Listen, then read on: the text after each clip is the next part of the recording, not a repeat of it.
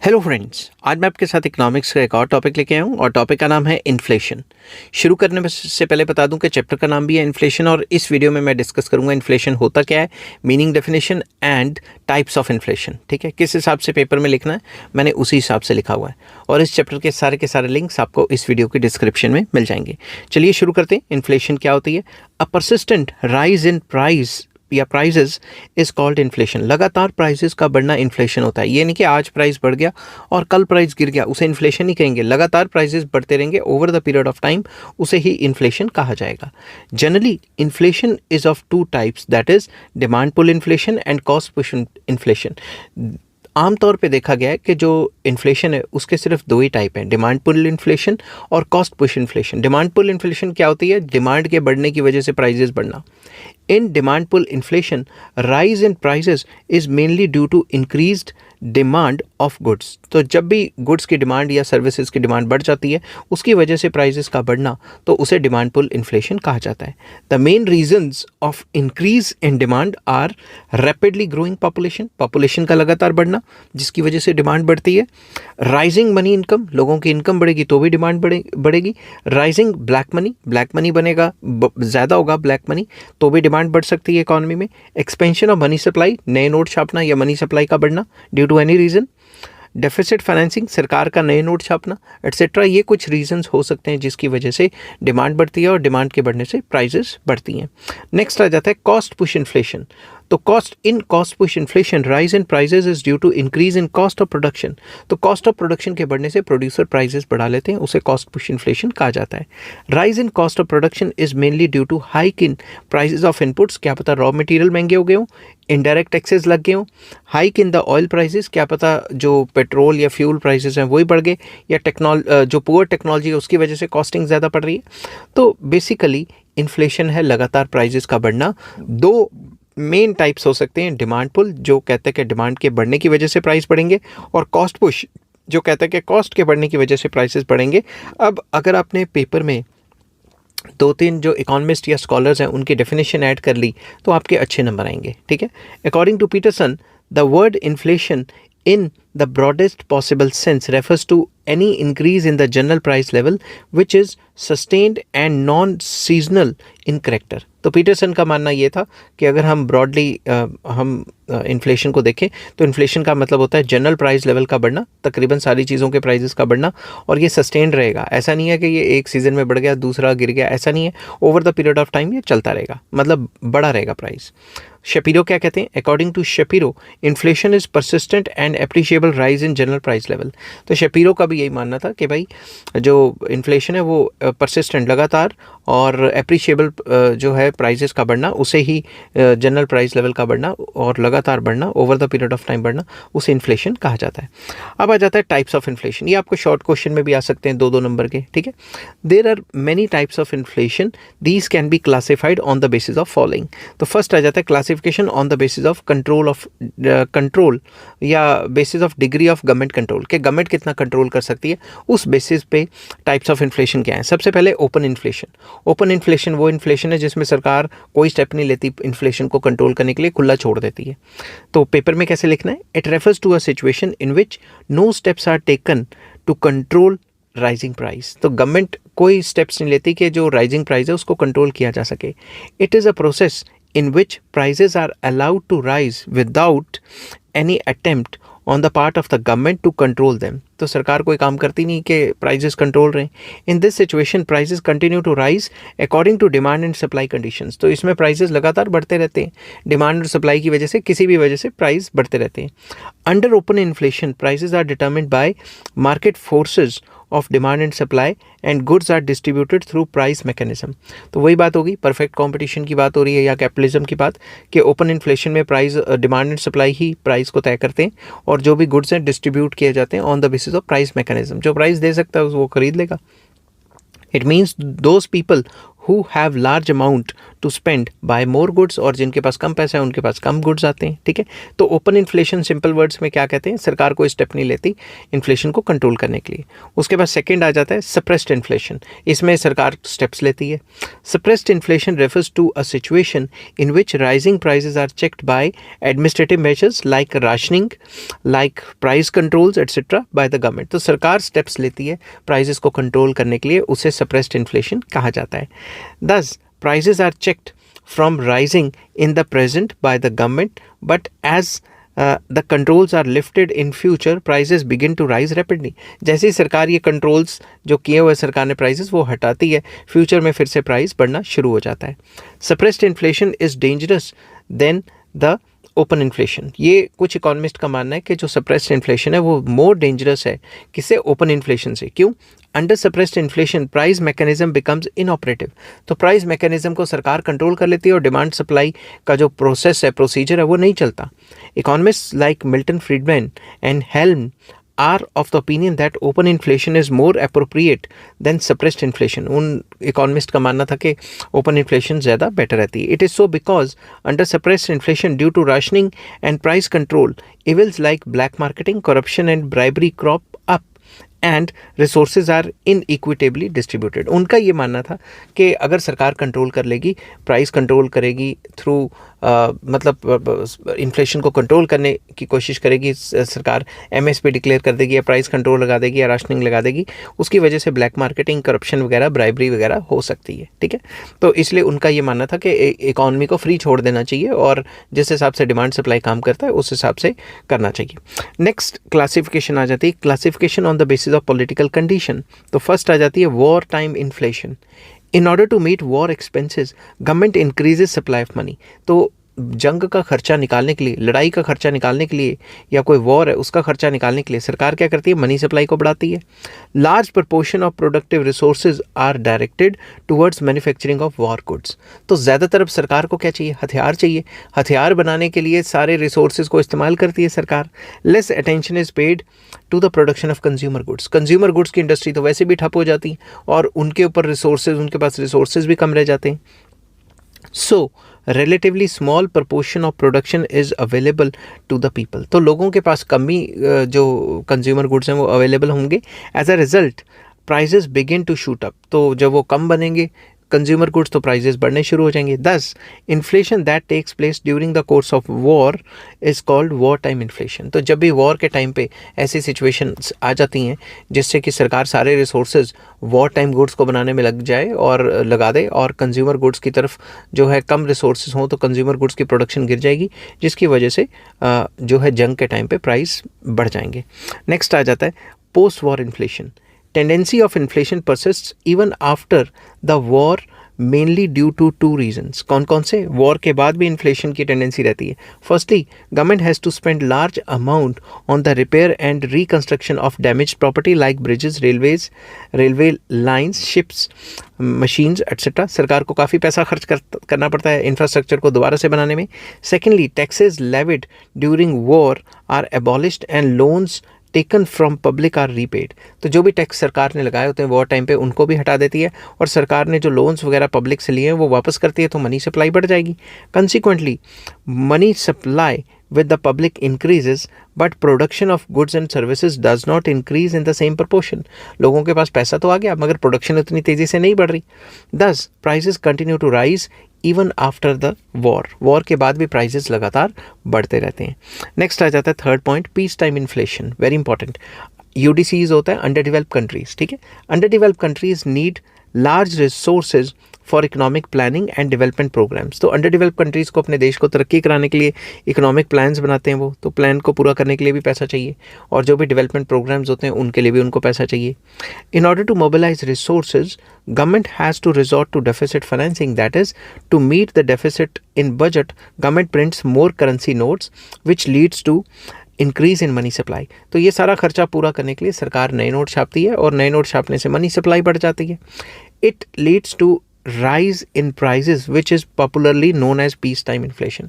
तो ये सरकार जब पीस टाइम पे नोट ज़्यादा छापती है तरक्की करने के लिए तो उसकी वजह से लोगों के पास पैसा ज़्यादा हो जाता है और पैसा ज़्यादा होने की वजह से भी महंगाई आ जाती है। इसको पीस टाइम इन्फ्लेशन कहते हैं।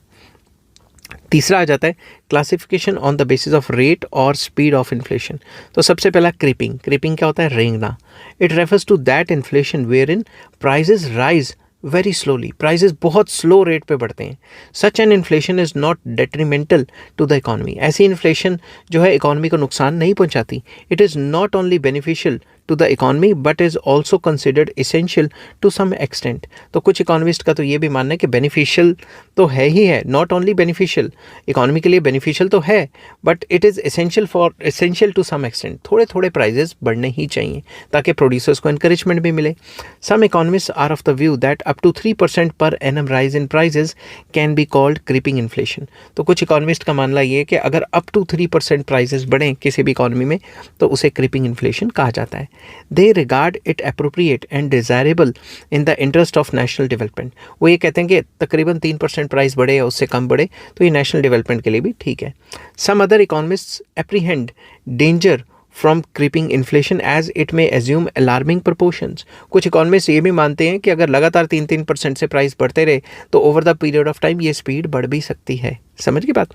नेक्स्ट आ जाता है वॉकिंग इन्फ्लेशन। जब इन्फ्लेशन की स्पीड क्रीपिंग मतलब रेंगने से ज़्यादा हो जाती है उसको कहते हैं वॉकिंग। तो इसमें क्या होता है? When price rise becomes intense and quantum of inflation gains momentum it is called walking inflation. जब प्राइस राइज इंटेंस हो जाए और जो स्पीड ऑफ प्राइस राइज है वो काफ़ी बढ़ जाए उसे हम वॉकिंग इन्फ्लेशन कहते हैं। कितनी स्पीड बढ़ जाए? When price rise when price rise is between 3 to 8% per annum it is called walking inflation। अगर प्राइसेस 3% से 8% के बीच में बढ़ गए तो उसे वॉकिंग इन्फ्लेशन कहते हैं। इससे ऊपर आ जाता है रनिंग और galloping inflation. when there is rapid increase in prices in a very short period it is called running inflation। काफ़ी कम टाइम पीरियड में प्राइजेस काफ़ी तेज़ी से बढ़ जाएं तो उसे रनिंग इन्फ्लेशन कहते हैं। ये कब होता है? In this case the rate of inflation is between 8 to 15% per annum. तो तकरीबन 8 से 15% प्राइजेस बढ़ जाए वो भी वेरी शॉर्ट पीरियड में तो उसे रनिंग या गैलोपिंग इन्फ्लेशन कहा जाता है। सच an inflation has an adverse effect on middle and poor classes. तो जो मिडिल क्लास लोग हैं और जो पुअर क्लास लोग हैं उनका सारा पैसा खर्च हो जाएगा इस सिचुएशन में। इट डिस्करेजेस सेविंग, क्योंकि सेविंग तो कर ही नहीं पाएंगे लोग, खाने पीने पे ही खर्चा इतना हो जाए करेगा। Such situation warrants stringent measures to curb inflation. तो सरकार को आगे आके ऐसी इन्फ्लेशन को कंट्रोल करना चाहिए। नेक्स्ट आ जाता है हाइपर इन्फ्लेशन। ये उससे भी ज़्यादा तेज़ होगी। It refers to a situation when the prices rise at an unexpected rate. लोगों ने एक्सपेक्ट भी नहीं किया था उतनी तेज़ी से प्राइस बढ़ गए। एग्जाम्पल जैसे जो हाउसिंग मार्केट है या फिर जो लैंड मार्केट है, ज़मीनों के रेट कितनी तेज़ी से बढ़ रहे हैं, घरों के रेट कितनी तेज़ी से बढ़ गए पिछले कुछ सालों में। There is an escalation of price rise. काफ़ी तेज़ी से बढ़ गए प्राइजेस, एक्सेलेट कर गए या एस्केलेट कर गए, एक ही बात है। It is called hydra headed monster to inflation. तो बेसिकली इसको हाइड्रा हेडेड मॉन्स्टर भी कहा गया कि प्राइजेस कितनी तेज़ी से बढ़ गए कि समझ ही नहीं आया। It puts the entire economy out of gear. Prices में rise over 100 times over a period of 1 year। एक साल में 100 गुना से ज़्यादा प्राइजेस का बढ़ना। This results in utter confusion in the economy. इससे इकॉनमी में और ज़्यादा कन्फ्यूजन क्रिएट होती है। It completely wipes away fix income groups and poor classes of the society. तो जो गरीब लोग हैं या मिडिल क्लास लोग हैं उनका तो बैंड बज जाता है। समझ की बात। नेक्स्ट आ जाता है classification on the basis of scope के बेसिस पे। तो पहला आ जाता है सेक्टोरल और sporadic inflation. When inflation affects only a particular part of country or covers one or two goods like pulses, petrol etcetera, then it is called sectoral inflation. Sectoral inflation वो inflation है जो किसी particular sector में होती है, जैसे खाने के सेक्टर में होगी या मैन्युफैक्चरिंग सेक्टर में होगी या कंस्ट्रक्शन सेक्टर में होगी, उसे सेक्टोरल इन्फ्लेशन कहा जाता है।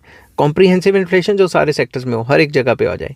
When inflation is not confined to a specific part of the country या इकॉनमी और a few goods but engulfs the entire economy या entire country and all goods, then it is called comprehensive inflation. मतलब जब सारे के सारे goods में या सारी की सारी इकोनॉमी पे या होल कंट्री पे इन्फ्लेशन आ जाए, सारे गुड्स महंगे हो जाए, तो उसे कॉम्प्रिहेंसिव इन्फ्लेशन कहा जाता है। नेक्स्ट आ जाता है क्लासिफिकेशन ऑन द बेसिस या according to the process of rise in price. तो सबसे पहला आ जाता है wage induced inflation, very important, दो नंबर में ये सारे आ सकते हैं। Powerful labor organizations have strong bargaining power with employers। तो जो लेबर यूनियंस होती हैं और अगर वो पावरफुल होंगी तो वो बार्गेनिंग करती हैं एम्प्लॉयज़ के साथ, जो फैक्ट्रीज के मालिक हैं उनके साथ। They succeed in getting their wages increase, हड़तालें करते हैं या स्ट्राइक्स करते हैं, उसकी वजह से उनके प्राइस जो वेजेस हैं बढ़ जाते हैं। This results in higher cost of production and increase prices. तो जब उनकी कॉस्ट ऑफ प्रोडक्शन ही बढ़ जाएगी तो एंटरप्रेन्योर्स प्राइजेस बढ़ा देंगे, तो इसे क्या कहते हैं, wage induced inflation. Such a rise in price is called wage induced inflation, क्योंकि वेजेस बढ़ गई जिसकी वजह से प्रोड्यूसर्स की कॉस्ट बढ़ेगी तो वो प्राइसेस बढ़ा देंगे। नेक्स्ट आ जाता है प्रॉफिट इंड्यूस्ड और markup inflation. Some big companies make cartel, very important, जो कुछ बड़ी बड़ी कंपनीज है वो आपस में कार्टेल बना लेती हैं और फिक्स कर देती हैं prices of the products by adding huge margin. वो कह देती हैं इससे कम तो बेचना ही नहीं। This act is called markup, इस एक्ट को मार्कअप कहा जाता है। These companies keep the markup quite high, ये जो आपस में कार्टेल बना लेते हैं तो ये जो मार्कअप है उसको काफ़ी हाई रख देते हैं। Consequently prices of the commodities rise very high and inflation takes place. Such an inflation is called markup inflation. आपने कभी भी देखा है जब आप प्रॉपर्टी खरीदने जाते हो तो जो प्रॉपर्टी का जो माफिया होता है वो आपस में इतनी प्रॉपर्टियाँ खरीद के बैठे होते हैं प्रॉपर्टी डीलर्स, कि वो आपस में एक टाइप का कार्टेल बना लेते हैं कि भाई इससे नीचे तो बेचना ही नहीं, जिसने खरीदना है खरीद ले, नहीं खरीदना ना खरीदे, और अगर मार्केट में उससे सस्ती प्रॉपर्टी आती है तो वो खुद ही खरीद लेते हैं। समझ की बात। और एक हाई प्राइस सेट कर देते हैं जिसकी वजह से इन्फ्लेशन आ जाती है, उसे प्रॉफिट इंड्यूस्ड इन्फ्लेशन या मार्कअप इन्फ्लेशन कहा जाता है। नेक्स्ट आ जाता है deficit induced inflation. Such an inflation is the outcome of the deficit financing bye the government. जब भी सरकार अपना बजट बनाती है और उस बजट में सरकार घाटा करती है तो घाटे को पूरा करने के लिए सरकार क्या करती है, नए नोट छापती है। नए नोट छापेगी तो उससे भी तो आपका मतलब मनी सप्लाई बढ़ेगा और इन्फ्लेशन हो जाएगी। It takes place due to increase in money supply in the wake of deficit financing without any corresponding increase in the supply of goods and services.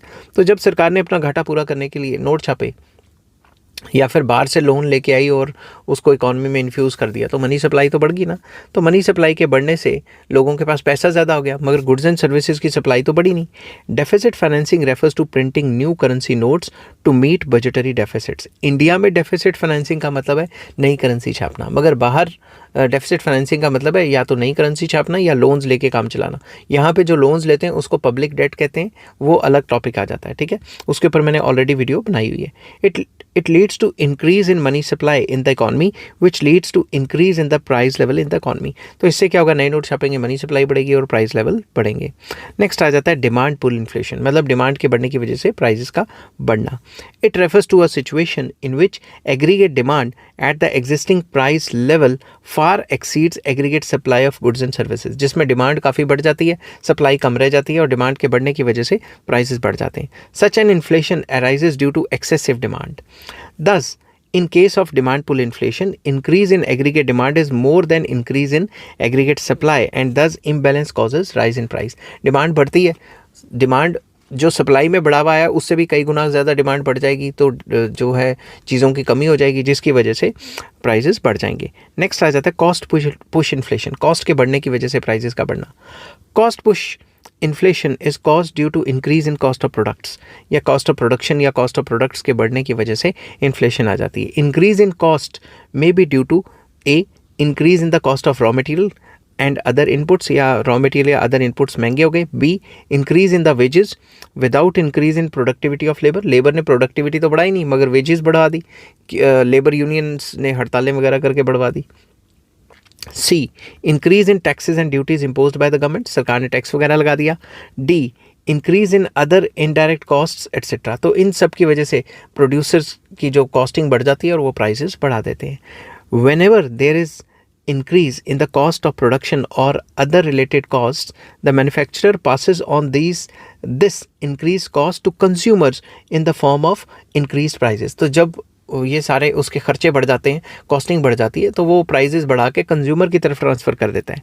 Such inflation is also called supply side inflation, इसको supply side inflation भी कहा जाता है। Cost push inflation is more difficult to be controlled in comparison to demand pull inflation. Demand pull में तो सरकार restrict कर सकती है, इससे ज़्यादा डिमांड नहीं करनी, मगर कॉस्ट पुश को कंट्रोल करना काफ़ी मुश्किल है। Demand pull inflation can be curtailed by using fiscal and monetary measures, but supply को कंट्रोल करना काफ़ी डिफिकल्ट है। But it is very difficult to control cost push inflation, क्योंकि कॉस्ट बढ़ेगी तो प्रोड्यूसर अपनी जेब से थोड़ा ना देगा पैसे, वो कंज्यूमर से ही निकलवाएगा। तो ये पूरी की पूरी वीडियो में मैंने डिस्कस किया कि इन्फ्लेशन क्या होता है, उसका मीनिंग, इन्फ्लेशन की डेफिनेशंस क्या हैं और इन्फ्लेशन के टाइप्स क्या हैं। ठीक है, नेक्स्ट वीडियो में मैं डिस्कस करूँगा इफेक्ट्स ऑफ इन्फ्लेशन।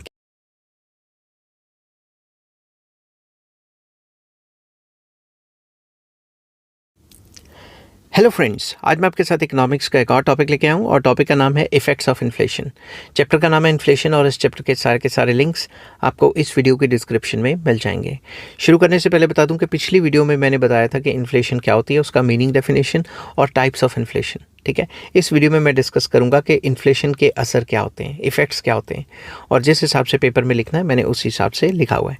तो चलिए शुरू करते हैं। फर्स्ट पॉइंट आ जाता है इफेक्ट ऑन इकोनॉमिक डेवलपमेंट। अगर आपको पेपर में इफेक्ट्स ऑफ इन्फ्लेशन आते हैं तो अपने मीनिंग, डेफिनेशन लिखना है, फिर ये शुरू करना है। समझ की बात, जो कि मैं पिछली वीडियो में ऑलरेडी अपलोड कर चुका हूँ। तो फर्स्ट पॉइंट आ जाता है effect on economic development. Rapid rise in prices is not conducive to economic development. अगर लगातार प्राइसेस बढ़ते रहेंगे तो इकोनॉमिक डेवलपमेंट हिंडर होगी। ठीक है, it has an adverse effect on saving and investment. लोग सेविंग ही नहीं कर पाएंगे, फर्दर इन्वेस्टमेंट नहीं हो पाएगी क्योंकि डिमांड गिर जाएगी चीज़ों की। तो इकोनॉमिक डेवलपमेंट को हैम्पर करती है इन्फ्लेशन। सेकेंड पॉइंट आ जाता है इफेक्ट ऑन फॉरेन इन्वेस्टमेंट। जिस कंट्री में काफ़ी इन्फ्लेशन होगी वहाँ से कौन दूसरे कंट्री से पैसा लेके जाएगा उस कंट्री में जहाँ पे महंगाई चल रही है। Price rise has an adverse effect on the foreign investment in the country. जो कंट्री है उसकी फॉरेन इन्वेस्टमेंट में प्राइस राइज का काफ़ी बुरा असर पड़ता है। ठीक है, foreign investors do not invest in those countries where the value of money is falling. तो ऐसी कंट्रीज़ में जो फॉरेन इन्वेस्टर्स हैं वो अपना पैसा लगाना पसंद नहीं करते जहाँ पैसे की वैल्यू लगातार गिरती जा रही है। ठीक है, ऐसी जगह पे कौन पैसा लगाना चाहेगा जहाँ पैसे की वैल्यू गिर रही है, जहाँ लगातार महंगाई हो रही है। On account of rise in prices, value of money falls and investors suffer losses. तो जैसे जैसे महंगाई होगी मनी की वैल्यू लगातार गिरती रहेगी और जो इन्वेस्टर्स हैं, फॉरेन इन्वेस्टर्स हैं, उनको लॉस होगा। ठीक है, नेक्स्ट आ जाता है wage spiral, very important. When the price rise, जब भी प्राइस बढ़ता है, वर्कर्स डिमांड मोर वेजेस। ध्यान से समझना इस बात को, जब भी प्राइस बढ़ता है तो वर्कर्स जो हैं वो कहते हैं कि हमारी वेजेस बढ़ाओ। ठीक है, as a result of it prices rise still more. जब वेजेस बढ़ाते हैं तो होता क्या है, डिमांड, वेजेस के बढ़ने से डिमांड बढ़ जाती है, डिमांड बढ़ती है तो प्राइजेस भी बढ़ जाते हैं। समझ की बात, wages are raised to compensate the workers, thus a vicious wage and price spiral inflicts in the economy. तो जब भी प्राइस बढ़ता है तो जो लेबरर्स हैं वो कहते हैं हमारी तनख्वाह बढ़ाओ, हमारा अब गुजारा नहीं होता, फलां फलां, उनकी वेजेस बढ़ाते हैं। वेजेस बढ़ाते हैं तो वो डिमांड बढ़ा देते हैं, डिमांड बढ़ाते हैं तो फिर से प्राइस बढ़ जाता है। तो ये वेज प्राइस स्पाइरल एक तरीके से शुरू हो जाता है। नेक्स्ट आ जाता है fourth point, adverse effect on the people with fixed income. वो लोग जिनकी फिक्स्ड इनकम है उनको तो बहुत बुरा असर पड़ेगा क्योंकि उनकी तनख्वाह तो बढ़ी नहीं, उल्टा प्राइसेस बढ़ गए। Price rise has an adverse effect on the people with fixed income. जो फिक्स्ड इनकम के लोग हैं उनके ऊपर काफ़ी बुरा असर पड़ता है प्राइस राइज का। On account of rise in price level the real value of their monetary income goes down. जो उनकी मनी इनकम है, उनकी वैल्यू, जो उनकी परचेसिंग पावर है, वो लगातार गिर जाएगी। ठीक है, they can buy less goods than before. वो पहले से कम गुड्स खरीद पाएंगे क्योंकि महंगाई होगी। Their standard of living falls. उनका जो स्टैंडर्ड ऑफ लिविंग है वो भी गिर जाएगा क्योंकि अब इनकम तो उनकी सेम है मगर मार्केट में प्राइसेस बढ़ते जा रहे हैं तो वो गुड्स एंड सर्विसेज नहीं कंज्यूम कर पाएंगे जो पहले कर रहे थे। नेक्स्ट पॉइंट आ जाता है increase in cost of projects. सरकार ने जितने भी प्रोजेक्ट लगाए होंगे, फ्लाईओवर, डैम वगैरह वगैरह, वो सब महंगे हो जाएंगे। Cost of projects of both the private and public sector goes up due to rise in prices. तो सरकारी सेक्टर हो या प्राइवेट सेक्टर हो, उन्होंने जो भी प्रोजेक्ट्स लगाए हुए हैं उनकी भी प्राइसेस बढ़ जाएंगी। As a result of it the actual outlay होता है खर्चा, of each project exceeds the amount of proposed outlay. जो उन्होंने खर्चा सोचा था कि भाई इतना होगा एक्सपेक्टेड, वो उससे भी एक्सीड कर जाएगा, खर्चा ज़्यादा हो जाएगा। It causes hindrance in the completion of the projects. तो जो भी प्रोजेक्ट्स लगे हुए हैं उनकी कंप्लीशन में प्रॉब्लम्स आ जाएंगी। अगर कंपनी के पास पैसे ना हुए या सरकार के पास फर्दर पैसे ना हुए तो उनको फंड्स रेज करने पड़ेंगे, जिससे और ज़्यादा डिले हो जाएगा। नेक्स्ट आ जाता है unequal distribution of income and wealth. अमीर अमीर होते रहते हैं और गरीब गरीब होते रहते हैं। अमीर कौन है? जो सामान बेचने वाले हैं, उनका सामान महंगा बिक रहा है, और गरीब कौन है? जो सामान खरीदने वाले हैं। Producers and traders are the gainers during inflation. जो प्रोड्यूसर्स होते हैं और जो ट्रेडर्स होते हैं वो गेनर्स होते हैं जब भी महंगाई होती है। Consequently rich become richer and poor become poorer. तो अमीर अमीर होता रहता है और गरीब गरीब होता रहता है। It leads to the concentration of wealth in the hands of few persons. तो जब भी महंगाई होती है तो कुछ परसेंटेज ऑफ पॉपुलेशन के पास सारा पैसा इकट्ठा हो जाता है और बाकी पॉपुलेशन लगातार गरीब होती रहती है। Inequality of wealth and income increases. इसकी वजह से जो इनइक्वालिटीज़ हैं वो लगातार बढ़ती रहती हैं।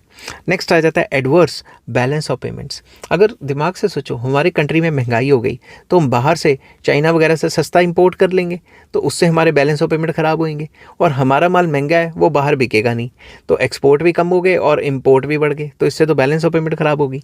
Exports of the country afflicted with inflation become more costly and so cannot compete with exports of other countries। अगर हम जो भी माल एक्सपोर्ट करते हैं विद इन द कंट्री हमें वो महंगा पड़ रहा है तो बाहर महंगा तो नहीं ना बेच सकते, क्योंकि अगर महंगा बेचेंगे तो इंटरनेशनल मार्केट में हमारा माल बिकेगा ही नहीं। समझ गए बात? तो एक्सपोर्ट गिर जाएगा। Exports are therefore adversely affected, जिसकी वजह से एक्सपोर्ट्स अफेक्टेड होते हैं। Since exports fail to increase to the desired extent, balance of payment continues to be unfavourable. जब एक्सपोर्ट ही नहीं बढ़ाएंगे तो बैलेंस ऑफ पेमेंट तो अनफेवरेबल होगी। मोर ओवर इंपोर्ट भी बढ़ जाएंगे, क्योंकि हमारे घर में वो सामान महंगा बन रहा है, उससे सस्ता हम बाहर से मंगवा रहे हैं चाइना वगैरह से, तो इससे बैलेंस ऑफ पेमेंट उल्टा खराब ही होगी। नेक्स्ट आ जाता है स्पेकुलेशन एंड होर्डिंग। होर्डिंग या फिर होल्डिंग, कुछ भी कह सकते हो, कि कुछ लोग माल होल्ड करके रख लेते हैं और जब ऑफ सीजन आता है तो महंगे रेट पे बेचते हैं। ठीक है, इसको कई बुक्स में होर्डिंग लिखा हुआ है, कई बुक्स में होल्डिंग भी लिखा हुआ है। Rising price encourages speculation and holding. कैसे? The traders hoard essential items with the hope that these will be sold in future at high prices या higher prices। तो वो होल्ड कर लेते हैं सामान को, मार्केट से उठा लेते हैं किसी भी रेट पे। इसको होल्ड करना भी कहते हैं और होल्ड करना भी कहते हैं, दोनों ही कह सकते हैं। ठीक है, तो जब फ्यूचर में या ऑफ सीजन होता है तो महंगे रेट पे बेचते हैं, तो इससे होल्डिंग या होर्डिंग या फिर स्पेकुलेशन की एक्टिविटीज़ बढ़ जाती हैं। नेक्स्ट आ जाता है corruption and moral degradation. Very important. Price rise in India has encourage corruption and moral degradation. इससे लोग बेईमान हो जाते हैं और करप्शन भी मतलब ऊपर उठ के आती है कि भाई सरकारी एम्प्लॉयज़ कहेंगे यार अब तो तनख्वाह में चलता नहीं, अब तो महंगाई इतनी हो गई है तो कुछ ना कुछ तो गुजारा करने के लिए कुछ ना कुछ बेईमानियाँ तो करनी पड़ेंगी। On account of rising prices, service class specially government employees find it difficult to survive. उनको सर्वाइव करना डिफ़िकल्ट हो जाता है। They try to supplement their small income by accepting bribe and other anti social and immoral activities. तो वो रिश्वतें वगैरह खानी शुरू कर देंगे कि अब तनख्वाह में तो चलता नहीं। It results in rampant corruption and moral erosion. इससे करप्शन बढ़ जाएगी और मॉरली डिग्रेड हो जाएगी इकॉनमी, तो पूरी की पूरी इकॉनमी के लिए या कंट्री के लिए भी काफ़ी ख़राब सिचुएशन है। आई होप ये वीडियो आपको पसंद आई होगी। अगर पसंद आती है तो please like, share and subscribe. Next video में मैं डिस्कस करूंगा कॉजेज ऑफ इन्फ्लेशन।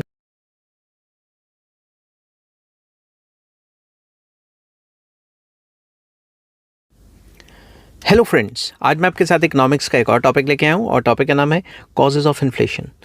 चैप्टर का नाम है इन्फ्लेशन और इस चैप्टर के सारे लिंक्स आपको इस वीडियो के डिस्क्रिप्शन में मिल जाएंगे।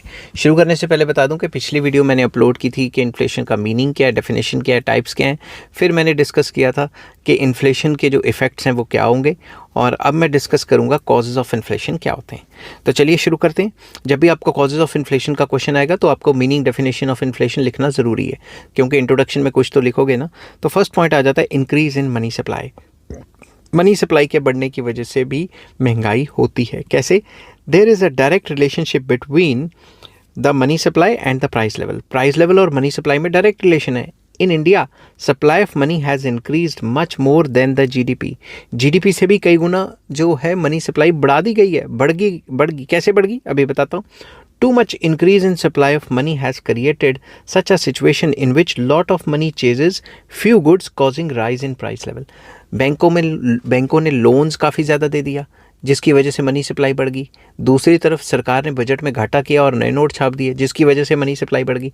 और अगर मनी सप्लाई बढ़ेगी तो बहुत पैसा हो जाएगा, पैसा इकोनॉमी में ज़्यादा होगा, गुड्स एंड सर्विसेज कम बनेंगे, तो अपने आप ही इन्फ्लेशन होगी। समझ गई बात।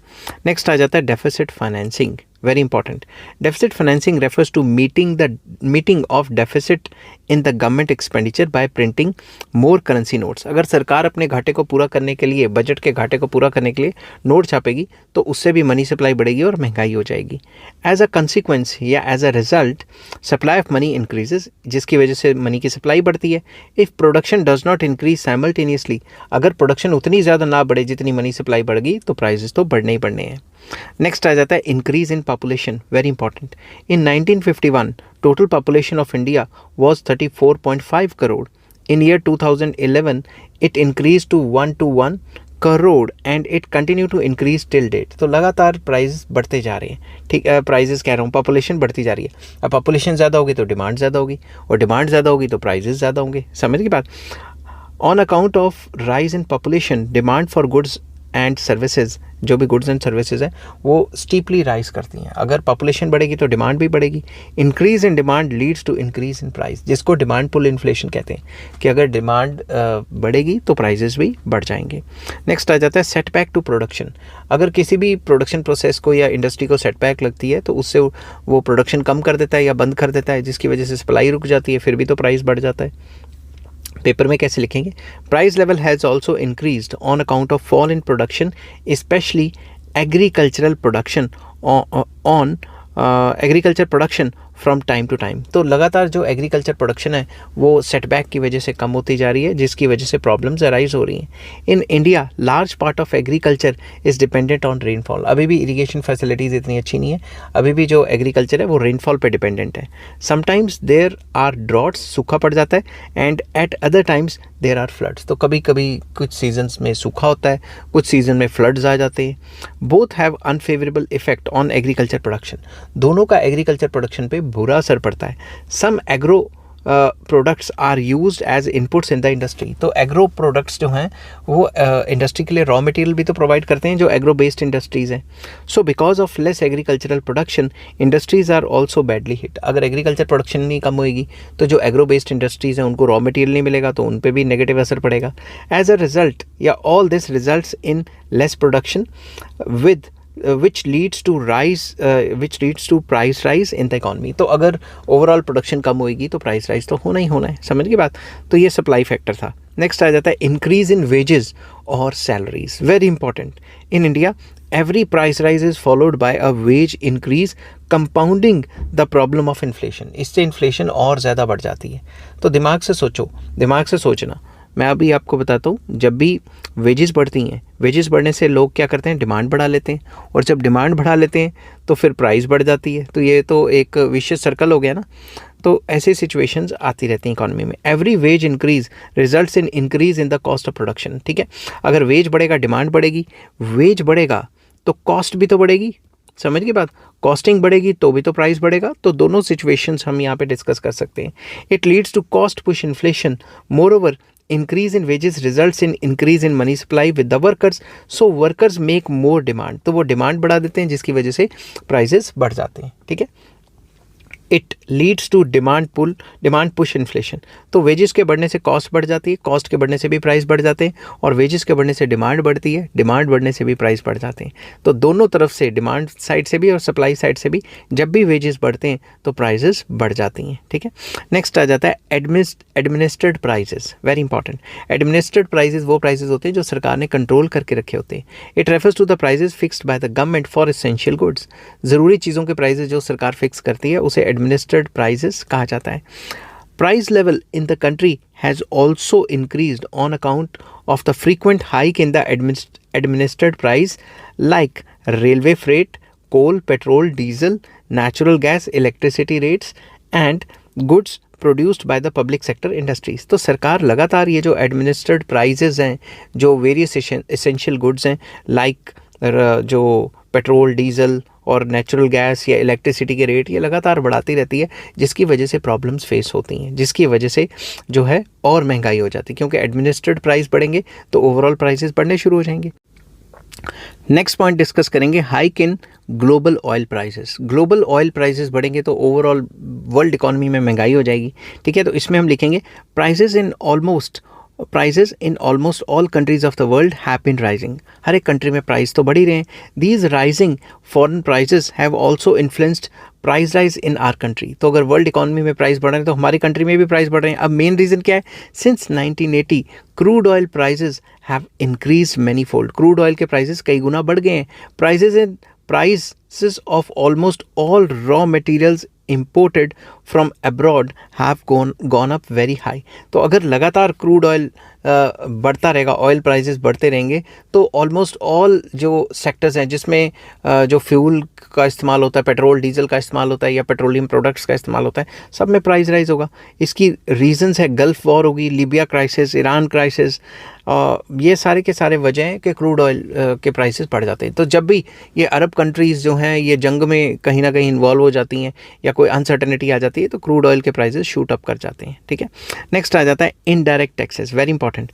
Prices in India also rise on account of rise in indirect taxes like GST, excise duty, custom duty. तो प्रोड्यूसर के ऊपर सरकार ये चीज़ें लगाती है, प्रोड्यूसर प्राइस में ऐड करके हमारे से निकलवा लेता है। तो इनडायरेक्ट टैक्सेस भी एक मेन वजह है प्राइसेस के राइज होने का। नेक्स्ट आ जाता है unfavourable terms of trade, very important. Terms of trade refers to the number of units imported that can be obtained in exchange of 1 unit of export. एक यूनिट ऑफ एक्सपोर्ट को करने के लिए हमने कितने इंपोर्ट किए, उसे टर्म्स ऑफ ट्रेड कहते हैं। टर्म्स ऑफ ट्रेड को और ज़्यादा डिटेल में मैंने फुल चैप्टर में एक्सप्लेन किया हुआ है इंटरनेशनल इकोनॉमिक्स की प्लेलिस्ट के अंदर। उसमें मैंने बताया टर्म्स ऑफ ट्रेड क्या होते हैं, टाइप्स क्या होते हैं, कौन कौन से फैक्टर्स हैं जो टर्म्स ऑफ ट्रेड को असर डालते हैं। If 1 unit of export gets less than 1 unit of import in exchange, it is a situation of adverse terms of trade। अगर हम 1 यूनिट एक्सपोर्ट करते हैं और उसके बदले 1 से कम यूनिट इंपोर्ट कर पाते हैं तो इसका मतलब ये है कि हमारे जो जो टर्म्स ऑफ ट्रेड है वो एडवर्स चल रही हैं। ठीक है, फिर से मैं समझाता हूँ आपको। If 1 unit of export gets less than 1 unit of import, हमने एक्सपोर्ट किया 1 यूनिट, एग्जाम्पल के तौर पे 100 रुपये, ठीक है, और उससे जो पैसे मिले हम उससे जो इंपोर्ट करा रहे हैं वो 1 यूनिट से भी कम है, तो मतलब हमारे बैलेंस ऑफ पेमेंट जो टर्म्स ऑफ ट्रेड है वो ख़राब है। As a result of it less quantum of goods will be available in the market. तो जो हम बाहर बेचते हैं उससे जो पैसा लेके आते हैं, उससे जो हम बाहर ख़रीदने जाते हैं उससे तो बहुत कम गुड्स आ रहे हैं हमारे को, तो उससे हमारी मार्केट में गुड्स की अवेलेबिलिटी कम है। Either the country has to export more units to other countries और it has to be contented with less number of imported units from other countries। तो या तो हमें अपने एक्सपोर्ट बढ़ाने पड़ेंगे या फिर बाहर से जो सामान आ रहा है उसे कम करना पड़ेगा। In India terms of trade have been unfavourable. India में टर्म्स ऑफ ट्रेड लगातार अनफेवरेबल चल रहे हैं कई डेकेड से। ठीक है, this has led to increase in prices. तो बाहर से जब उतना सामान ही नहीं आ पाएगा तो मार्केट में सप्लाई लिमिटेड रहेगी तो प्राइजेस राइज होंगे ही होंगे। नेक्स्ट आ जाता है removal of prices and distribution control, very important. In the initial phase of economic planning the system of price control and distribution was introduced on a wide scale. जब शुरुआत में हमारे देश आज़ाद हुआ, हमारा कंट्री आज़ाद हुआ, तो प्लानिंग जब इकोनॉमिक प्लानिंग के शुरुआती दौर में प्राइस कंट्रोल रखे गए कि इससे ज़्यादा प्राइस नहीं होगा, डिस्ट्रीब्यूशन कंट्रोल्स रखे गए। ठीक है, in the later plans many of these controls were gradually discontinued. तो 1991 के बाद जब न्यू इकोनॉमिक पॉलिसी आई तो ये जो प्राइस कंट्रोल्स थे और डिस्ट्रीब्यूशन कंट्रोल्स थे इनको हटा दिया गया। Now prices of these goods are fixed by the market forces, that is demand and supply. अब प्राइसेस कौन सेट करता है? Demand and supply. It has led to rise in the prices of some essential products. तो essential goods जो हैं उनके prices लगातार बढ़ते जा रहे हैं क्योंकि सरकार ने अब कंट्रोल्स हटा लिए हैं और सबको डिमांड सप्लाई पे छोड़ दिया है। नेक्स्ट है expectation of future rise in price, very important. Many factors inside and outside of the country gives rise to the expectation of future increase in price, that is fear of bad monsoon, fear of fall in the industrial production, doubts about the non-availability of essential imports, fear of war, rapid increase in prices in other countries of the world, etc।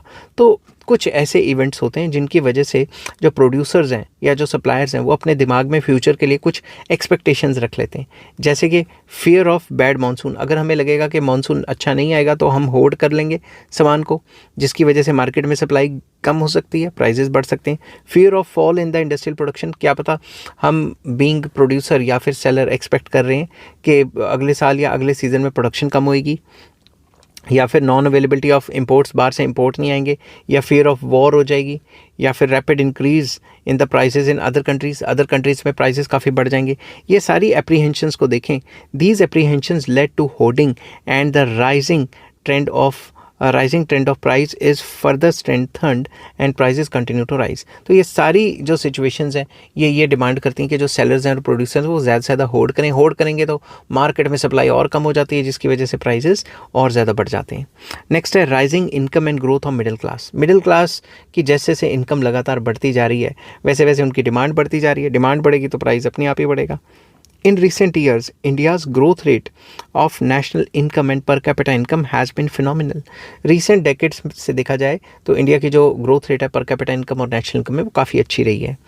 Rising income and growing middle class has led to significant increase in demand of primary products like dairy products, fruits, vegetables, pulses, edible oils, industrial products etcetera.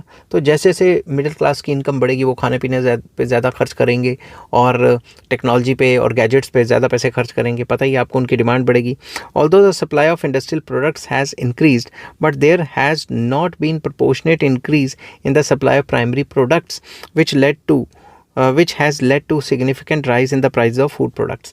तो जैसे जैसे middle class बढ़ रही है उनकी demands भी बढ़ रही हैं, डिमांड बढ़ रही है मगर एग्रीकल्चर गुड्स की प्रोडक्शन इतनी तेज़ी से तो बढ़ नहीं पा रही, तो एग्रीकल्चर गुड्स ही महंगे हो जाएंगे तो सारी की सारी जो इकॉनमी है उसमें महंगाई चली जाएगी। Next, increase in unproductive public expenditure, very important.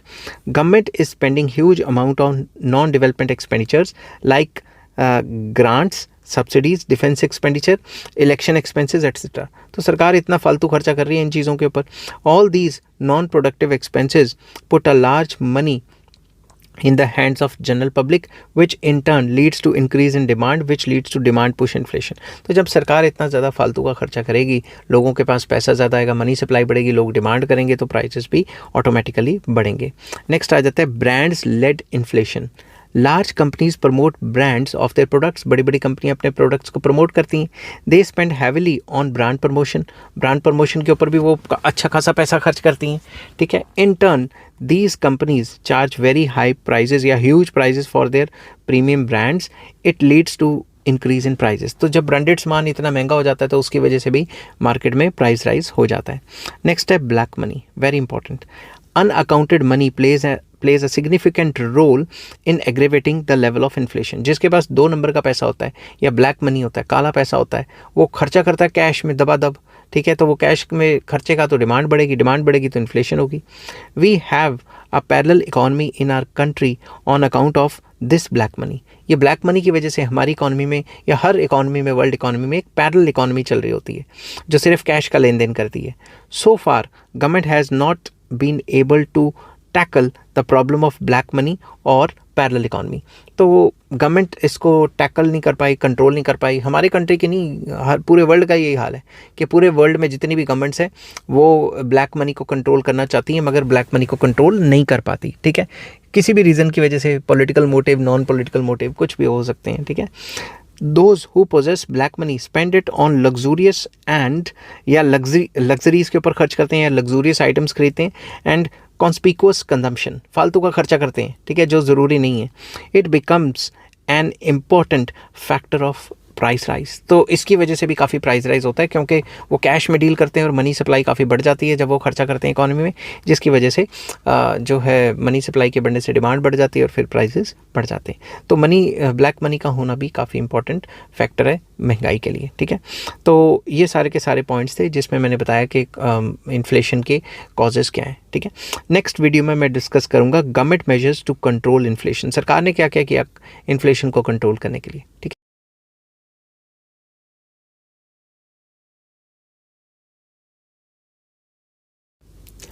Hello friends, आज मैं आपके साथ इकोनॉमिक्स का एक और टॉपिक लेके आया हूँ और टॉपिक का नाम है government measures to control inflation. इससे पिछली वीडियोस में मैंने डिस्कस किया था इन्फ्लेशन का मीनिंग क्या है, डेफिनेशन क्या है, टाइप्स क्या हैं, उसके बाद कॉजेज़ क्या हैं और इफ़ेक्ट्स क्या हैं। ये वीडियो मैं ऑलरेडी अपलोड कर चुका हूँ और इस वीडियो में मैं डिस्कस करूँगा कि गवर्नमेंट ने क्या क्या किया इन्फ्लेशन को कंट्रोल करने के लिए। लॉन्ग क्वेश्चन के हिसाब से जिस हिसाब से पेपर में लिखना मैंने उसी हिसाब से अटैम्प्ट किया हुआ है। चलिए शुरू करते हैं।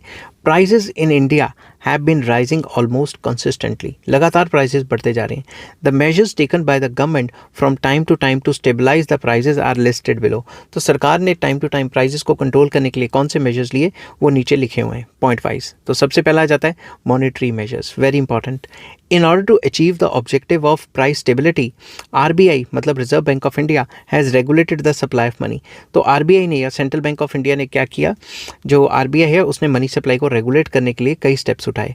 RBI has used various instruments to control price level in the economy. कौन कौन से? लाइक बैंक रेट को कंट्रोल किया, CRR को कंट्रोल किया, SLR को कंट्रोल किया, repo rate, reverse repo rate, ये सारी चीज़ों से प्राइसेस को कंट्रोल करने की कोशिश की। अब ये सारी चीज़ें क्या होती हैं, मैंने ऑलरेडी मॉनेटरी पॉलिसी का एक फुल चैप्टर अपलोड किया हुआ है, अगर आपको वो चाहिए होगा तो आप मुझे कमेंट कर देना, मैं आपके साथ लिंक शेयर कर दूंगा। More credit is given for productive purposes, ज़्यादा लोन सिर्फ प्रोडक्टिव पर्पज़ के लिए दिया जाएगा। Several restrictions have been imposed on credit for unproductive purposes। unproductive purposes के लिए लोन्स नहीं दिए जाएंगे, क्योंकि unproductive purposes के लिए लोन्स देते हैं लोग, शादी ब्याह में उड़ा देते हैं। unproductive purpose मतलब शादी के लिए लोन वगैरह ले लेना या कोई और काम के लिए लोन लेना, जिससे मनी सप्लाई बढ़ेगी और प्राइस राइज होता है। सिर्फ प्रोडक्टिव पर्पजेज़ के लिए ही लोन को रिस्ट्रिक्ट कर देती है RBI। नेक्स्ट आ जाता है fiscal measures, very important. Government has adopted several fiscal measures to check inflation. क्या किया सरकार ने? These are a reduction in unnecessary expenditure, सरकार ने फालतू का खर्चा कम किया। अब किया नहीं किया ये आप खुद ही सोचो, ठीक है। Be additional taxes to lower the purchasing power of the people, सरकार ने फालतू टैक्स लगाए ताकि लोगों की परचेजिंग पावर कम हो जाए, लोग डिमांड कम करेंगे तो मार्केट में पैसा कम आएगा। नेक्स्ट, ऊपर से डिमांड पुल इन्फ्लेशन भी ख़त्म हो जाएगी। सी पॉइंट आ जाता है decision to reduce the quantum of deficit financing, सरकार ने डेफिसिट फाइनेंसिंग को कम करने की कोशिश की कि सरकार अपने घाटे को कम करे। Next, exemption from the tax and grants of subsidies to encourage production, सरकार ने जो एग्जम्पशंस दी हुई थी कि ग्रांट्स एंड सब्सिडीज़ वगैरह दी थी उसको भी कम कर दिया। Checking of unnecessary consumption and unproductive expenditure, सरकार जो अननेसेसरी कंजम्पशन है उसके ऊपर टैक्स लगाती है, अनप्रोडक्टिव जो खर्चा है वो भी कम करती है, ठीक है। जो अनप्रोडक्टिव एक्सपेंडिचर हैं, लग्जूरियस हैं, उनके ऊपर भी जो सरकार टैक्स वगैरह लगाती है। नेक्स्ट इसमें आ जाता है launching of various schemes to promote savings, savings को इनकरेज करने के लिए सरकार लगातार स्कीम्स लेके आती है, बॉन्ड्स लेके आती है ताकि लोग उसमें पैसे जमा कराएं, लोगों के पास पैसे कम रह जाएं। But these government measures did not meet with much success, सरकार ने ये काम किए मगर इतना ज़्यादा कोई फ़ायदा नहीं हुआ। Whenever government attempted to scale down public investment, depression and unemployment situation arose in the organise sector of the economy. अगर सरकार टैक्स वगैरह लगाएगी, ये सब डिस्करेज करने की कोशिश करेगी, सब्सिडी नहीं देगी, तो इकॉनमी में इन्वेस्टमेंट नहीं होगी, इन्वेस्टमेंट नहीं होगी तो डिप्रेशन आ जाएगा इकॉनमी में या अनएम्प्लॉयमेंट फैल जाएगा। ऑन द कंट्रेरी, व्हेनेवर मोर, मैंने ये क्या लिखा है मैं ये हटा देता हूँ, व्हेनेवर मोर टैक्सेस वर लेविड प्राइस रोज, तो मतलब यही है कि सरकार ज़्यादा टैक्स वगैरह लगाती है, प्राइसेस बढ़ जाते हैं, और सरकार ये सारे काम नहीं करती, मतलब मनी सप्लाई को कंट्रोल करने की कोशिश करती है, तो इकोनॉमी में इन्वेस्टमेंट जो है वो गिर जाती है, ठीक है। इन्वेस्टमेंट गिर जाएगी तो अनएम्प्लॉयमेंट, पॉवर्टी एंड डिप्रेशन वगैरह आ जाएगा, ठीक है। थर्ड पॉइंट आ जाता है increase in agricultural and industrial production. ये जो है ये मेरे को इसको हटाना पड़ेगा, ये पता नहीं कैसे लग गया, ठीक है। तो इसको मैं फिर से जूम सेट कर देता हूँ। Increase in agricultural and industrial production, तो सरकार कोशिश करती है कि एग्रीकल्चर प्रोडक्शन और इंडस्ट्रियल प्रोडक्शन बढ़े, जिससे सप्लाई की शॉर्टेज ना हो और इकोनॉमी में प्राइस ना बढ़े। During the period of planning government took several measures to increase industrial and agriculture production. Planning के टाइम पे सरकार ने एग्रीकल्चर एंड इंडस्ट्रियल प्रोडक्शन को बढ़ाने के लिए काफ़ी कुछ किया। In order to increase agriculture production, irrigation facilities को एक्सपेंड किया, ठीक है। Use of chemical fertilisers and high yielding variety seeds लेके आए, सिंपल वर्ड्स में ग्रीन रेवोल्यूशन, ठीक है। एग्रीकल्चर प्रोडक्टिविटी को लगातार बढ़ाया। All these measures account for increase in the food grains production to 2975 lakh tonnes in 2019-2020 as against 550 lakh tonnes in 1951। तो simple words में ये डाटा बताता है कि सरकार ने प्लानिंग के थ्रू लगातार एग्रीकल्चर प्रोडक्शन एंड प्रोडक्टिविटी को बढ़ाने की कोशिश की। Industrial development has been indeed noticeable, industrial development भी काफ़ी हुई है। कैसे?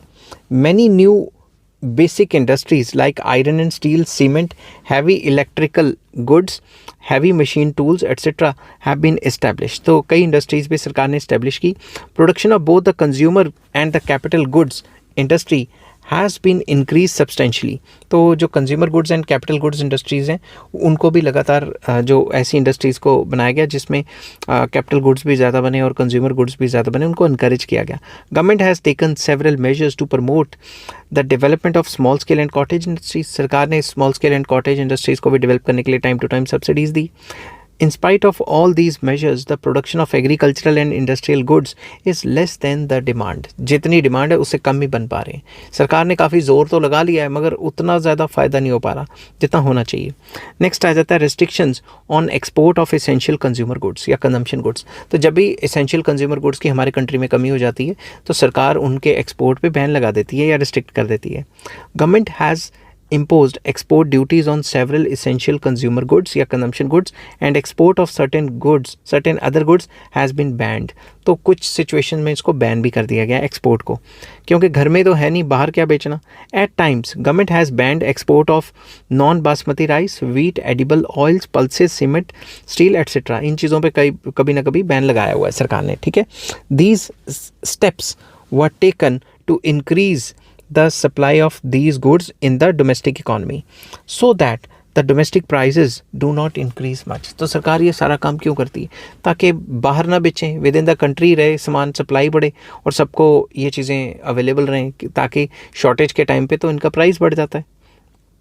नेक्स्ट आ जाता है import of essential consumer goods या फिर इसेंशियल कंजम्पशन गुड्स. जब भी हमारे कंट्री में किसी भी चीज़ जो कंज्यूमर गुड्स हैं उनकी कमी हो जाती है तो बाहर से इंपोर्ट करा देते हैं ताकि सप्लाई मेंटेन रह सके और प्राइसेस इतने ज़्यादा शूट अप ना हो जाएं. ठीक है. Government has arranged for the import of essential goods to meet the domestic shortage. अगर डोमेस्टिक इकॉनमी में किसी भी कंज्यूमर गुड की शॉर्टेज हो रही है तो सरकार अरेंज करवाती है कि लोग इम्पोर्ट कर सकें वो. It will lead to increase in the supply of goods in the domestic economy. इससे डोमेस्टिक इकॉनमी में जो पर्टिकुलर गुड है उसकी सप्लाई बढ़ जाएगी. In turn it will result in decrease in the prices. उससे प्राइजेस उल्टा गिर जाएंगे. एग्जाम्पल क्या है? Edible oils, sugar, wheat and pulses are being imported in large quantities. Import duty on essential goods has been removed या reduced. कम कर देंगे या टोटली ख़त्म कर देंगे. At times government has made the import of wheat, pulses, edible oil, sugar, onions and maize duty free. ऐसा भी कभी कभी हुआ है कि ये सारी चीज़ें सरकार ने ड्यूटी फ्री कर दी जब हमारे कंट्री में इन चीज़ों की प्रोडक्शन काफ़ी कम रही, तो ताकि मार्केट में प्राइस बढ़े ना. नेक्स्ट आ जाता है प्रमोटिंग कोऑपरेटिव कंज्यूमर स्टोर्स. ऐसे स्टोर्स को प्रमोट करना, कोऑपरेटिव स्टोर्स को, ताकि सस्ते में सामान मिल सके कंज्यूमर्स को. ठीक है.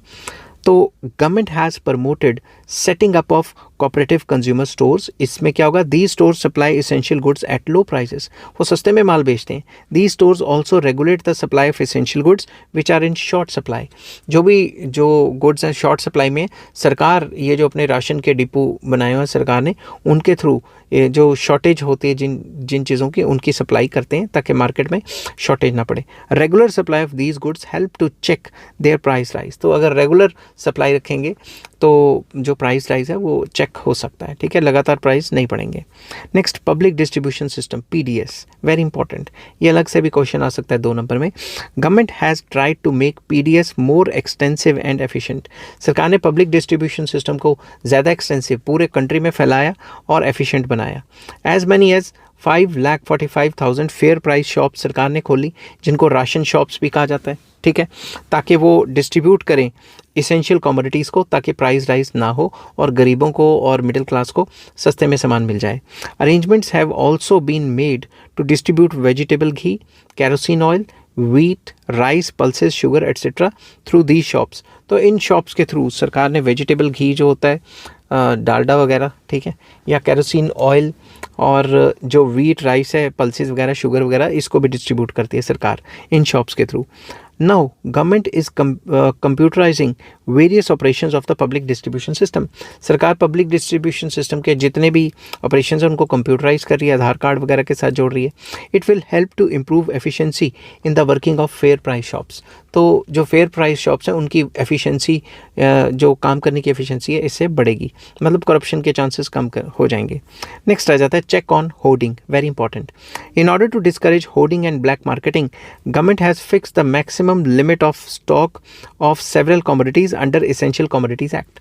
तो एसेंशियल कमोडिटीज़ एक्ट के अंडर सरकार कह देती है कि इन चीज़ों को इससे ज़्यादा क्वांटिटी में स्टॉक नहीं किया जा सकता.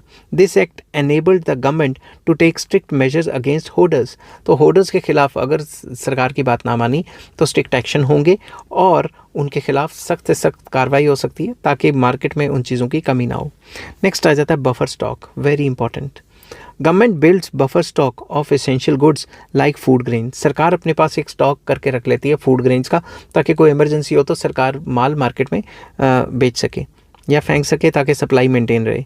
When the crops are good, government buy food grains at a fixed procurement price and stock it. सरकार किसानों से एमएसपी पे सामान ले लेती है, मिनिमम सपोर्ट प्राइस पे, और उसको स्टॉक कर लेती है.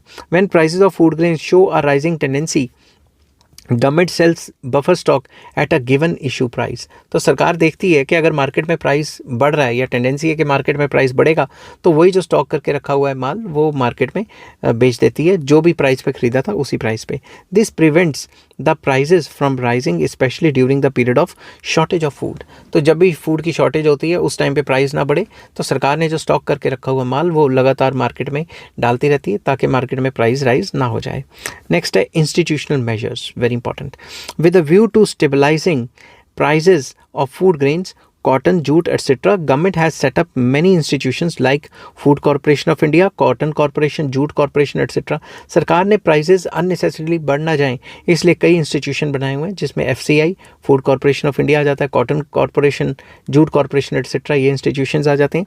These institutions maintain proper equilibrium between demand and supply of food grains and raw materials to seek to achieve the objective of price stability. इन ऑर्गेनाइजेशन या इंस्टीट्यूशंस का मेन मकसद ही यही है कि डिमांड एंड सप्लाई को कंट्रोल करके मार्केट में प्राइसेस को कंट्रोल किया जा सके. नेक्स्ट आ जाता है पॉपुलेशन पॉलिसी, ये तो सबसे इंपॉर्टेंट है.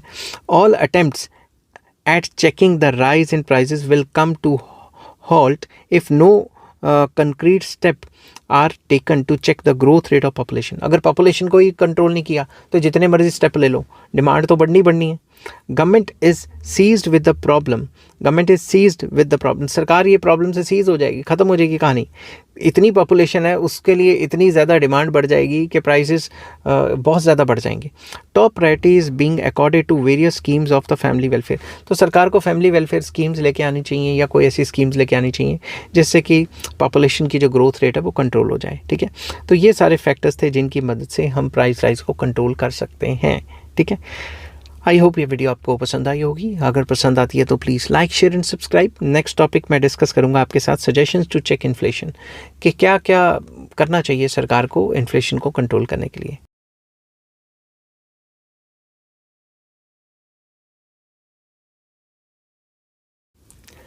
हेलो फ्रेंड्स, आज मैं आपके साथ इकोनॉमिक्स का एक और टॉपिक लेके आया हूँ और टॉपिक का नाम है suggestions to check inflation. Inflation को चेक करने के लिए क्या सजेशंस हैं.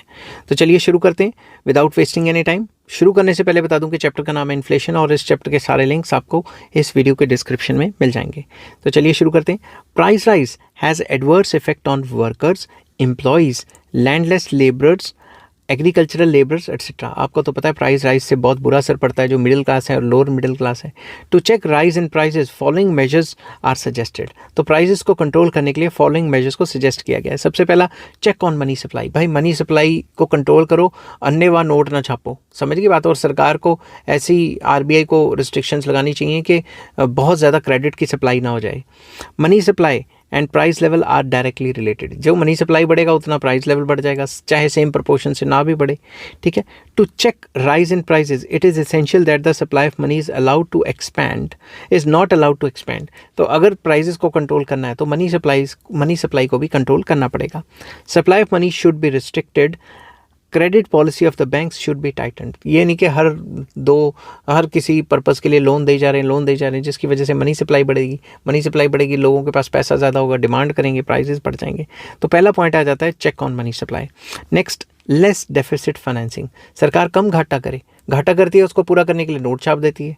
The amount of deficit financing should be reduced to the bare minimum से मिनिमम डेफिसिट करे सरकार by levying taxes on agriculture sector, reducing unessential या non-essential expenditure, withdrawing of subsidies etc. the government can bring down the quantum of deficit financing। तो सरकार अपना खर्चा कम करे ना, खर्चा कम करेगी तो क्या होगा, खर्चा कम करने से डेफिसिट फाइनेंसिंग कंट्रोल में आएगी और सरकार को डेफिसिट फाइनेंसिंग को पूरा करने के लिए नए नोट नहीं छापने पड़ेंगे। नेक्स्ट है इंक्रीज इन एग्रीकल्चर प्रोडक्शन बढ़ेगी, सप्लाई बढ़ेगी तो प्राइसेस कंट्रोल आ जाएंगे। To check rise in prices it is necessary to promote growth of agriculture production को बढ़ाना चाहिए। Although with the production of food grains, special endeavors should be made to produce more oil seeds, pulses, sugarcane, jute etc. तो जो non food items हैं उनकी भी production बढ़ानी चाहिए, जिससे जो रॉ मटेरियल है, जो एग्रो बेस्ड इंडस्ट्रीज़ हैं, उनको सस्ता मिल जाएगा। Efforts should be made to increase agriculture productivity by using improved seeds, good quality fertilisers, by providing better irrigation facilities etcetera. तो सरकार को जो ग्रीन रेवोल्यूशन में जो सरकार ने स्टेप्स लिए थे, जैसे हाई यील्डिंग वैरायटी सीड्स देना, क्वालिटी ऑफ फर्टिलाइज़र बढ़ाना या इरीगेशन फैसिलिटीज़ वगैरह अच्छे तरीके से देना, उससे भी एग्रीकल्चर प्रोडक्शन बढ़ेगी। By improving agriculture productivity, demand and supply gaps in food items can be reduce. तो जो फूड आइटम्स में डिमांड और सप्लाई में गैप चल रहा है वो कम हो जाएगा। It will help to check inflation in food items. तो फूड आइटम्स में इन्फ्लेशन को कंट्रोल किया जा सकता है एग्रीकल्चर की प्रोडक्शन को बढ़ा के। नेक्स्ट आ जाता है increase in the industrial production को भी बढ़ाओ। It is very important to increase industrial production at low cost, costing कम होनी चाहिए। In the short run a proper production policy should be adopted for further utilization of production capacity in industrial units। तो industrial units अपने full production capacity पे काम करें, इस हिसाब से सरकार को कोई पॉलिसी लानी चाहिए। With a view to increasing industrial production, some long run measures should also be employed, that is कौन से, setting up new industrial units for the production of mass consumption goods। जो mass consumer goods हैं, जो सब consume करते हैं, उनकी production बढ़ाओ। B, greater reliance should be placed on the use of domestic resources rather than imports। बजाय इसके कि बाहर से चीज़ें मंगवाओ, विद इन द कंट्री वो चीज़ें बनाने की कोशिश करनी चाहिए। और सी आ जाता है इसमें, small scale and cottage industries should be developed expeditiously. Simple words में जो सरकार है उसको small scale and cottage industries को एनकरेज करना चाहिए, सब्सिडी वगैरह देनी चाहिए। यूज़ ऑफ मॉडर्न टेक्नोलॉजी करो ताकि कॉस्टिंग कम हो जाए और एफिशिएंसी बढ़ जाए, ताकि इंडस्ट्रियल प्रोडक्शन बढ़े। नेक्स्ट आ जाता है national wage policy, very important. Wages बढ़ा देते हैं, हर तीसरे दिन वेजेस बढ़ाएंगे, डिमांड बढ़ जाएगी, प्राइस बढ़ जाएंगे। तो वेजेस बढ़ाने से कॉस्टिंग भी बढ़ जाती है, फिर भी प्राइस बढ़ जाते हैं। Cooperation of the labourers must be sought to increase the production and check rise in prices in the country। तो जो वर्कर्स हैं, लेबरर्स हैं, उनका भी साथ हमें बहुत ज़रूरी चाहिए ताकि हम प्रोडक्शन को इंक्रीज़ कर सकें और जो प्राइस राइज है उसको चेक कर सकें। Strikes and lockouts should be band, इनको बैन कर देना चाहिए क्योंकि काम नहीं होगा, सप्लाई कम हो जाएगी। A national labour policy should be enforced in the country and wages should be linked with the productivity, that is more wages should be given for more productivity and less wages should be given for less productivity. जो बंदा ज़्यादा काम करता है उसको ज़्यादा तनख्वाह दो, जो बंदा कम काम करता है उसे कम तनख्वाह दो। वेजेस को प्रोडक्टिविटी के साथ लिंक कर देना चाहिए, ठीक है। तो नेशनल वेज पॉलिसी लेके आओ जिससे हर तीसरे दिन तनख्वाहें ना बढ़ानी पड़े, जिसकी वजह से जो है वेज इंड्यूस्ड इन्फ्लेशन भी होती है। नेक्स्ट आ जाता है appropriate fiscal policy. To check rise in prices, fiscal policy can also be helpful। कैसे? By making proper use of both aspects of fiscal policy, that is government revenue and government expenditure, attempts can be made to check the rising price या rise in price। तो सरकार अपने revenue और अपने expenditure से price rise को check कर सकती है। जैसे कि रेवेन्यू किस पे लगाए? Agriculture income tax should be levied on the rich farmers. जो रिच फार्मर्स है जिनकी एक लेवल से या एक क्वांटिटी से ऊपर उनकी तनख्वाह है, उन पे टैक्स लगा दो। It's advantage will be that propensity to consume of the rich farmers will go down. जो rich farmers lavish life जी रहे हैं उनकी जो consumption है वो कम हो जाएगी. Another aspect of fiscal policy is to reduce unnecessary public expenditure to minimum. जो सरकारी खर्चा है, फालतू का खर्चा जो सरकार कर रही है unnecessary, उसको कम करना चाहिए. Government should also make efforts to cut down its non-development expenditures. So सरकार के जो non-development expenditures हैं उनको भी कम कर देना चाहिए. Government should encourage saving and investment by making use of its fiscal weapons. तो सरकार अपने weapons के through जो instruments of fiscal policy है उसके through investment and saving को encourage करे. This increased investment will lead to increase in production in the economy and hence it will help to check rising prices या increasing price. सरकार investment को encourage करने के लिए बॉन्ड्स वगैरह लेके आए या कोई ऐसी स्कीम लेके आए, सब्सिडी दे जिससे कि कोई पर्टिकुलर एरियाज़ में इन्वेस्टमेंट्स वगैरह बढ़े. इसकी वजह से क्या होगा, प्रोडक्शन बढ़ेगी और प्रोडक्शन बढ़ेगी तो जो प्राइस राइज है वो कंट्रोल में आ जाएगा. Next, distribution through fair price shops. To check rise in prices, essential goods should be distributed among the poor at low prices through fair price shops, जिसको राशन शॉप्स भी कहा जाता है. ऐसी दुकानों के थ्रू सरकार को अपना जो नेसेसिटीज़ हैं, जो नेसेसरी गुड्स हैं, उनको गरीबों को सस्ते रेटों पे देना चाहिए. Such shops should be opened in large numbers at village and town level and in backward regions. जो सिटीज़ वगैरह हैं, जो सिटीज़ का बैकवर्ड एरिया है जहाँ पे गरीब लोग रहते हैं, डाउन टोडन लोग रहते हैं, वहाँ पे ये दुकानें खोलनी चाहिए सरकार को और विलेजेस एंड टाउन्स में खोलनी चाहिए ताकि सरकार सस्ते में सामान दे सके. At present there are about 5,45,000 fair price shops in the country. ठीक है, मगर पुअर बहुत ज़्यादा हैं तो और खोलनी चाहिए सरकार को. Checking black money, very important. Holders of black money are largely responsible for price hike. Price rise की एक मेन वजह ये भी है. Black money is actively spent on consumption which results in the increase demand. अब जिसके पास black money होगा, कैश होगा, वो और कैश में होगा, वो तो आईफोन खरीद रहा है, ये खरीद रहा है, वो खरीद रहा है, ऐसी चीज़ें खरीदेगा तो डिमांड बढ़ती है इकॉनमी में. It leads to demand push inflation.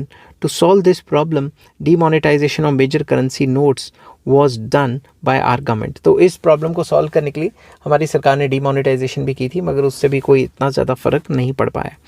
Serious measures should be adopted to check corruption which is an important cause of black money. तो करप्शन को कंट्रोल करना ज़रूरी है क्योंकि करप्शन होती है तभी तो ब्लैक मनी होता है. स्ट्रिक्ट एक्शंस या strict action should be taken against the persons possessing black money. जिनके पास ब्लैक मनी होता है उनको कई गुना फाइन लगाया जाए ताकि लोगों में डर बैठे और ब्लैक मनी वो ना रखें. Next, consumers organisations. Consumers can also organize themselves to protest against the rising price. तो जब भी प्राइस राइज होगा कंज्यूमर को आपस में ऑर्गेनाइज होना चाहिए और प्रोटेस्ट्स करने चाहिए. If consumers cut down their demand subsequently to price rise and lodge their protest with the producers and traders, the prices will not rise so easily. अगर कंज्यूमर्स आपस में यूनाइट हो जाएं और जो भी प्राइस राइज हो रहा है उस चीज़ को ख़रीदना बंद कर दें या कम कर दें तो दुकानदारों का सामान तो बिकेगा ही नहीं, और जब नहीं बिकेगा तो उनको प्राइस फॉल करना ही पड़ेगा, प्राइस को रिड्यूस करना ही पड़ेगा. To achieve this objective, all India consumer society, consumers guidance society etcetera have been established. तो इसके लिए ये सोसाइटीज़ वगैरह बनाई हुई हैं. More consumer forums should be set up in various parts of the country ताकि वो प्राइस राइज को चेक कर सकें, अपनी डेमोन्स्ट्रेशन दे सकें या हड़तालें वगैरह कर सकें कि भाई प्राइसेस बहुत बढ़ गए हैं. नेक्स्ट है check on hoarding. Government should conduct more raids to curb hoarding, speculation and black marketing. सरकार इनको कंट्रोल करेगी तो मार्केट में सामान ज़्यादा होगा, सप्लाई ज़्यादा होगी तो प्राइस कंट्रोल में रहेंगे. Strict penalty should be imposed on hoarders. जो होर्डर्स हैं और स्पेकुलेटर्स हैं उनके ऊपर सरकार को स्ट्रिक्ट पेनल्टी लगानी चाहिए. नेक्स्ट आ जाता है control over population. Growth rate of population in India should be brought down. Population का जो ग्रोथ रेट है उसको कम करना ज़रूरी है. With fall in growth rate of population demand will also fall. Demand भी गिर जाएगी. Fall in demand will arrest price rise. तो इससे प्राइस राइज का जो स्पीड है वो कम हो जाएगी या क्या पता ख़त्म ही हो जाए. In this respect government should make extensive publicity of family planning programmes ताकि लोग जो है पॉपुलेशन को कंट्रोल करें. नेक्स्ट आ जाता है इंपोर्ट ऑफ एसेंशियल गुड्स. जब भी हमारे कंट्री में चीज़ों की कमी है तो बाहर से इंपोर्ट करा दो ताकि सप्लाई मेंटेन रहे. Foreign exchange reserves should be use to import essential goods. तो जो भी फॉरेन एक्सचेंज रिजर्व्स हैं हमारे उनको इस्तेमाल करके जो एसेंशियल गुड्स हैं उनको इंपोर्ट करना चाहिए. it will result in increase in the supply of these goods. Such imports will go a long way in checking the rise in price. तो जब भी हम essential goods बाहर से मंगवा लेंगे सस्ते रेटों पे, तो मार्केट में सप्लाई की कमी नहीं होगी और प्राइस राइज कंट्रोल में आ जाएगा. नेक्स्ट आ जाता है restrictions on the export of essential consumer goods या कंजम्पशन गुड्स. जो हमारे घर में है नहीं, आप बाहर जाके बेच रहे हो, तो ऐसे गुड्स की जो एक्सपोर्ट है उसको रिस्ट्रिक्ट करो. Export of mass consumption goods like onions, vegetables, cement, sugar, etc. should be banned. इनको totally ban ही कर देना चाहिए.